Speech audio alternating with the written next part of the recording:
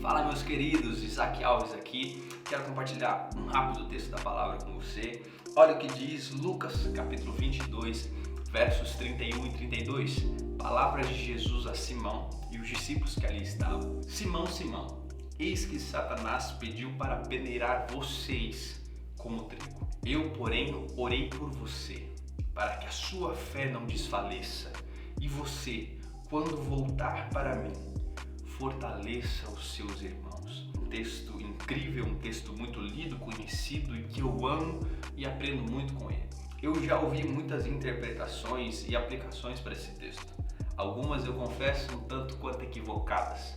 Por exemplo, já ouvi gente dizer que nesse momento Jesus não estava permitindo que Satanás tocasse em Pedro porque conhecia a estrutura de Pedro, sabia da fragilidade de Pedro e que se Pedro fosse tocado ele não suportaria, ele largaria tudo e abandonaria tudo. Diferente de Jó, que Deus permite que Satanás toque em Jó porque conhecia a estrutura de Jó e um propósito muito maior seria estabelecido em cima disso. Mas não é isso que o texto quer dizer. Não é que Jesus estava proibindo Satanás de tocar em Pedro. Pelo contrário, Jesus estava alertando Pedro que assim como um trigo passa por uma peneira, ele seria tocado por Satanás. Eu gosto muito da versão da King James porque ela diz exatamente aquilo que o texto quer dizer. Olha a diferença que dá. Simão, Simão, eis que Satanás já recebeu autorização para vos peneirar como trigo. Olha a diferença. Eu, entretanto, roguei por ti, para que a tua fé não se esgote. Tu, porém, quando te converteres, fortalece os seus irmãos. Quando a gente olha para a analogia que Jesus fez de um trigo passando pela peneira, tudo fica mais claro. O texto tem mais vida. Um dos processos manuais de colheita e segregação do trigo era o processo da peneira. O trigo era colhido, era segregado, ele era colocado na peneira, ele era peneirado e em um dado momento ele era lançado ao alto.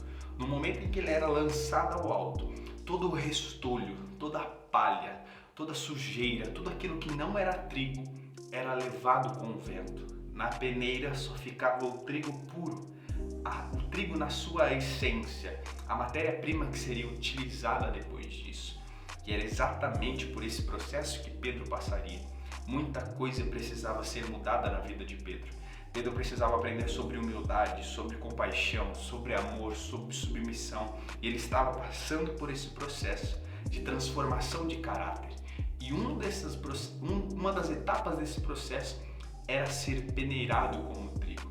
Pedro passaria por esse processo um tanto quanto doloroso, porque era um processo que o confrontava, o fazia olhar para dentro de si.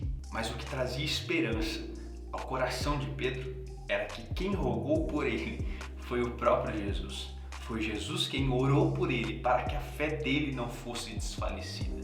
E o texto fica mais interessante ainda quando a gente percebe que não foi só Pedro quem passou pela peneira. O texto está no plural. Satanás pediu vocês para peneirá-los como trigo, a todos os discípulos. Todos passariam por essa peneira. Todos estavam tendo o seu caráter transformado, a sua personalidade moldada. E todos passariam por esse processo onde tudo que não era trigo precisava ser jogado para fora e precisava ficar somente o trigo puro na peneira. Todos passariam por esse processo. Mas você já se perguntou por que Jesus rogou somente por Pedro? Por que Jesus pediu que somente a fé de Pedro não se esgotasse, não se desfalecesse? E eu apelo algo extraordinário com Jesus aqui. Que provação precisa gerar compaixão. Jesus escolheu um para que a fé dele não se desfalecesse, mas não é porque ele era melhor que todos os outros. O objetivo era que no final de tudo, ele fortalecesse todos aqueles que estavam à sua volta. Você já viu aquele tipo de pessoa que passa por uma dificuldade imensa e consegue vencer? E quando ele olha para o lado, alguém passando pela mesma dificuldade, ele diz, não, eu passei, essa pessoa tem que passar também. Eu consegui vencer, ele tem que conseguir vencer também.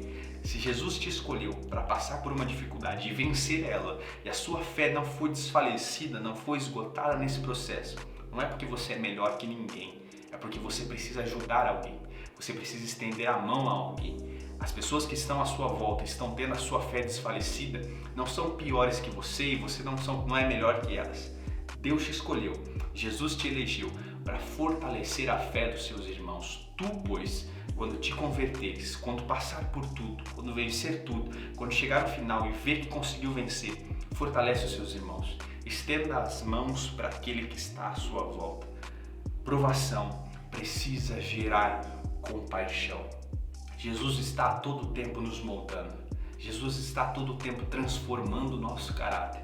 E nesse processo, a nossa esperança está que nós temos um intercessor para com o Pai, aquele que está à destra do Pai, rogando por mim e rogando por você, para que a nossa fé não se desfaleça em nenhuma etapa desse processo. A imagem de Cristo está sendo construída em nós e todos aqueles que estão à nossa volta precisam enxergar isso e precisam desfrutar disso. Provação gera compaixão. As etapas da imagem de Cristo sendo construída em nós precisa gerar compaixão, precisa gerar humildade, precisa gerar amor, precisa gerar empatia.